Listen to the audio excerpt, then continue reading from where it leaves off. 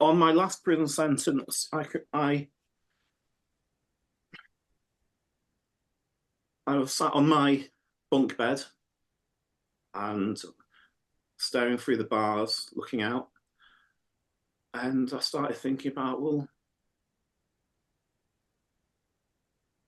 what can I, how can I keep doing this? How can I keep doing film? And I thought, I started thinking, oh, maybe I can set something up. Maybe I can do something, because I was wholly unemployable. So I started thinking about Eternal then, about creating something when I got out. And then came out of prison, went straight back into addiction because I was untreated. I was an untreated addict. Yeah. All that had happened really was that I'd been in deep freeze. My addiction had been in deep freeze. It hadn't been addressed. I hadn't done any head work on it whatsoever. No cognitive change kind of thing. So I came out, went straight back onto heroin, very soon became homeless and spent another year on the streets. And so this was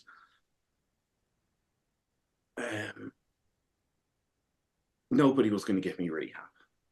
I wasn't a safe bet. When there are limited places and rehab is so expensive that they have to prioritize people who might have a chance, and I didn't, as far as they were concerned, and probably as far as I'm concerned. But a dear friend, a couple of dear friends really, Adrian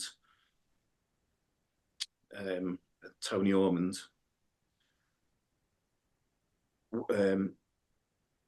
put a case forward to the area planning board who would pay for people's treatment. That a man is going to die if he doesn't get help, and I had to have a code name called Little Brother. It had to be a blind case study, because if they knew it was me, it's not a chance. I've been a ton of bridges. So Tony kept making me, kept finding me in doorways and stuff, and I had to, write a little bit about where I was up to, or he'd get in touch somehow, and I'd go to the library and tap out, where I was at that time, and I was very honest. I didn't dramatize it. I didn't make it worse than it was. I was just like, kind of living in a car park in Bangor, busking, trying not to go to prison, and or overdosed on Tuesday, and he was building up a case of, unbeknown to me, proving to the area planning board that I would die if I didn't get any support. Eventually, they gave me 3 months in rehab, and I did 3 months in rehab. And once they realised it was me, they threw another 3 months at me. Didn't even have to ask. It was Mm. it was better to have me in there than back on the streets. Yeah. And the thing about this rehab, because I'd had over 25 years, I'd had an army of counsellors, police, lawyers, family, friends. Everyone was telling me how to get clean. But until I went to this rehab, which was staffed by people in recovery, that it was only then that I was shown how to get clean and stay clean.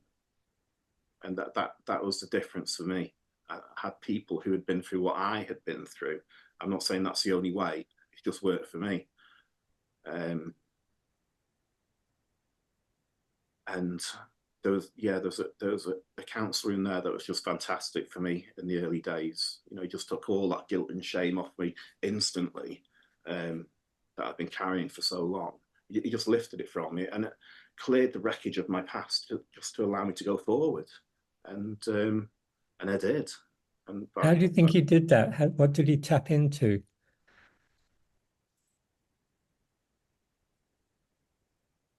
I think part of it was there was whole conversations we didn't need to have, because we'd had, he'd been in addiction on heroin and crack. And if you're addicted to heroin and crack for a good amount of time, you pretty much have the same life.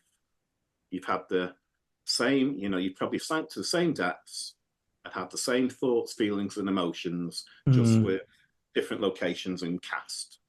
And, so there was whole conversations we didn't need to have.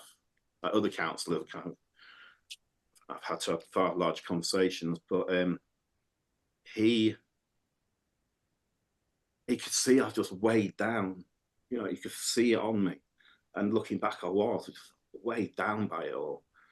25 years of robbing and thieving and lying and, violence to me and mostly violence to me rather than the other way around. Just all that hell, all that guilt you're feeling. And he said, do you think what you did in addiction was your fault? Yeah, of course it did. And he goes, why do you think it's your fault? Would you do it now? Don't need to do it now. No, I wouldn't do it now. So it wasn't you doing that then, was it? That was you as an addict doing that. And he said, it's not your fault you did that. I'll tell you why it's not your fault you didn't. It's not your fault you did that, because if it's your fault that you did that, then it's my fault. I did what I did, and it's not my fucking fault what I did. And he just and it was like no one had put it that way for me before, and it was a real moment for me. And I came out like a walking taller, and all right, yeah. And I think only an addict could have put it that way. But it was taking away. It was taking away your shame and guilt. That was very powerful. Very powerful moment, yeah.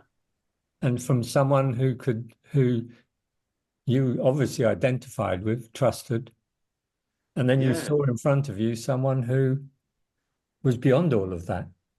Yeah, I'll say his name, Pete, because he does deserve a bow. He's fantastic with people in early recovery. He was really good for me. He's very much Marmite, but you love him or loathe him. But he was really good for me. He did something for me that nobody's ever done before, and I think that was a catalyst. It really did allow me to go forward and if there was any self-pity, that had gone, oh God, shit I've done. Oh God, I'm a horrible person. That's not helpful, is it? That's just wasted energy when you could be putting that into other directions. I'm a big believer of put your energy where you need to put it, because you haven't got an infinite amount of energy. Put it where you need to put it at any one time. And that is what I try and do. And that's kind of what I teach the guys that work for me as well to do. Okay, do we need to be thinking about this right now? Because, scenarios, you can go on forever thinking about scenarios and things. And I think as addicts, we did that a lot as well. There always had to be a backup plan. There always had to be, a plan B, C, right down to Z, because there are so many problems in your day as an addict. I used to think of it as a shiny disco ball, and your day was the light of beam, the beam of light hitting it, and there was 1,000 different angles coming off it. And as an addict, you had to get on the end of every single angle to make your day work. Okay, if I can't get money there, I'll get it there. And if I can't do that, if the security guard's on there, well, I'll go to that shop. And if there's a certain person working that knows me there, I'll go there. And it just goes on forever. Just overthinking, and your brain just never stops. When you're in addiction, it just never stops. That's really interesting to hear. That's really. Yeah. It's the terrible thing about addiction as well. Even when you're taking your drug, even when you've been through what you've been through to get hold of it, and you're sat there and you're about to take it, you don't even enjoy that because you're thinking about the next one. It's just the energy involved is incredible. Yeah, so that's a powerful thing then, isn't it? That when you finally find peace, but they're transferable skills. You know, the Yeah. skills in addiction, they work very well in in in life. You know, not in a Yes. dishonest way. You know, kind of the rehab was very good at honesty as well, bringing honesty into my life, and that's what we do as well. We bring on honesty into people's lives.